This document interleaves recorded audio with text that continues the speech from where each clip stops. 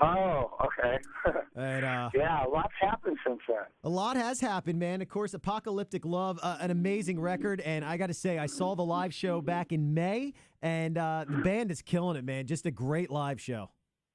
Yeah, well, the live show you saw back in May, was that on the festival run with like Shinedown and all that, or was it one of our own gigs? It was a festival thing, so it was a shorter set. All right. Well, the thing we're doing now is like a 2-hour long, headlining set. So it's like way above and beyond the 45-minute opening set. Nice. So it's pretty cool. So, how's the tour going so far? Of course, touring with Miles and the Conspirators, and I mean, the thing about a Slash show, it's great. Is you do the solo stuff. I know you rip into some GNR stuff. You do some VR stuff. What can we expect tonight? Well, we do a lot of stuff off the new record because it goes over so great, and then we do, a handful of tracks off the last record, a handful of Gun songs, a couple.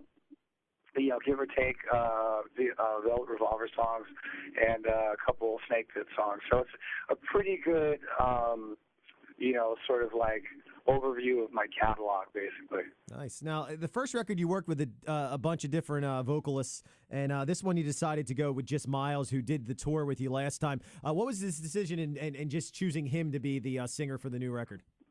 Well, I mean, it's really weird how all this came together. The last record I did was just a one-off solo project where I just wanted to do something on my own, and I had this idea of having different people play on my record as opposed to me playing on everybody else's record. And that was it. But at the end of making that record, I met Miles Kennedy, who I'd heard of, but I'd never met, and I'd never heard him sing.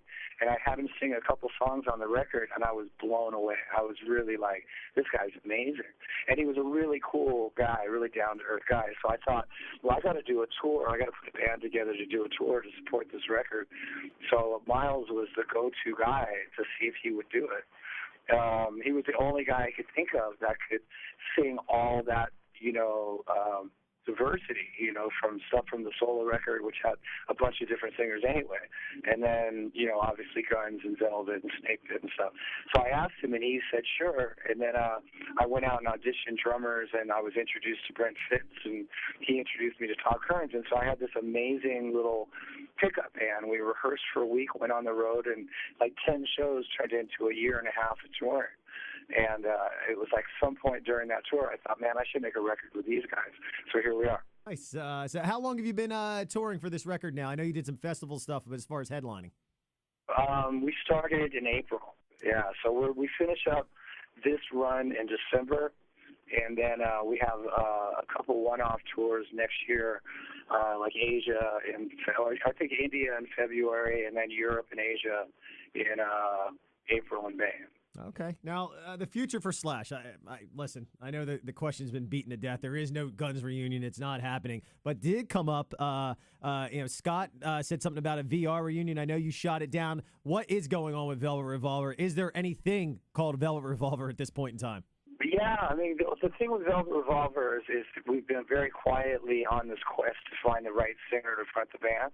There was never an issue of going back with Scott Weiland, contrary to popular belief or whatever the rumor was out there. And it's hard to find somebody who can front that band that's really good enough on a lot of different levels to do it. So that's been sort of in limbo ever since we kicked Scott out. So, and everybody's off doing their own things, and we reconvene every so often under the radar and audition people and stuff, but we just haven't found the right guy yet. Okay. Is it true that at one point in time you had Corey Taylor from Slipknot and Stone Sour singing some tunes? Yeah, we worked with Corey for a while, and all things considered, I love Corey to death, but I just didn't think it was what it was that I was looking for that particular band. And no chance of being back in with Scott Weiland at all? No, that thought never has ever, not even possibly crossed my mind. Okay.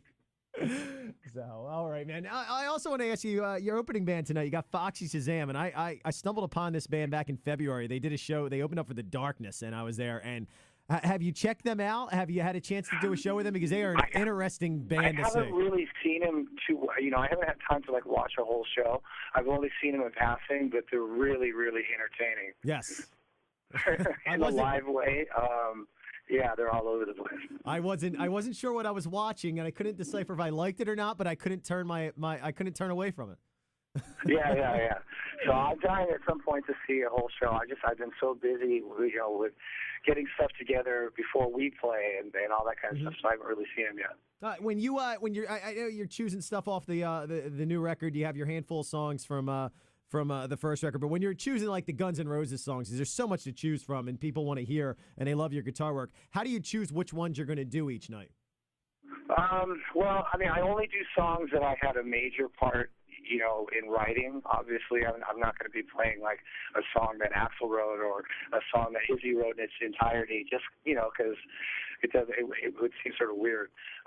But so I pick like songs like Paradise City and Sweet Child and Night Train and Jungle and all that kind of stuff, and mostly the stuff that I wrote for the Appetite record. But sometimes we do Civil War off of User Illusion. Nice. But mostly stuff from Appetite, because I just do stuff from the period when the original band was really rocking. Okay. I don't really go past that. Well, I got to say, kudos to Appetite for Destruction. I mean, it's easily one of my top 5 records. I still listen to it. In fact, I think it's in my CD player right now. It's just you made a classic, man. You made an album that is just great from start to finish. Yeah, I'm really, I'm honored and proud and privileged to have been part of a band that had that kind of impact. Because when I was a kid, there was a handful of records that were the die-hard must-have records, and it seems to me that we created one of those albums. So it's probably the biggest dream you could have come true as a rock fan turned musician that puts a band together. Nice. Yeah, you definitely did it, man. You definitely made that happen with that record. What real quick, and then I'll let you go because I know you got a busy day today with the show at the House of Blues.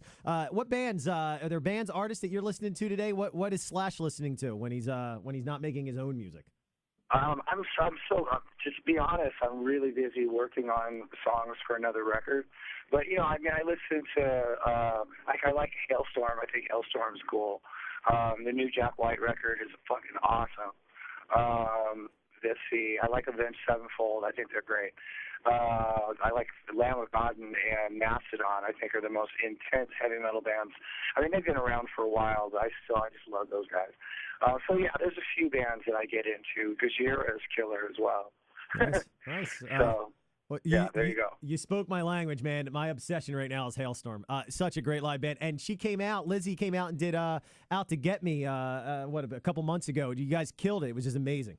Yeah, when we were in Amsterdam. And Miles and I just performed on a song with those guys where she had, I can't remember the name of the song, but it hasn't come out yet, obviously. Mm-hmm. I played guitar on it along with Hailstorm, and then Miles sang on it, and a bunch of other different singers sang along with Haley on it. So nice. Well, we're looking forward to the show tonight. We're going to be out there broadcasting live. I'm going to stick around for the show. Super excited. It is Slash, Miles Kennedy, and the Conspirators. Foxy Shazam, I believe a band called Mach 22 was in on the bill as well. Tonight at House of Blues, tickets are on sale. Slash, you're a legend. I grew up listening to you. I love playing your music, and I appreciate you taking some time out to talk to me. Yeah, man, it's good to talk to you, too. It's going to be a kick-ass tonight. Are you coming down, or are you just going to... I am coming down. I'll be out there probably around 7, out in the lobby broadcasting, and then I'm hanging out for the show. All right, then I'll see you down there.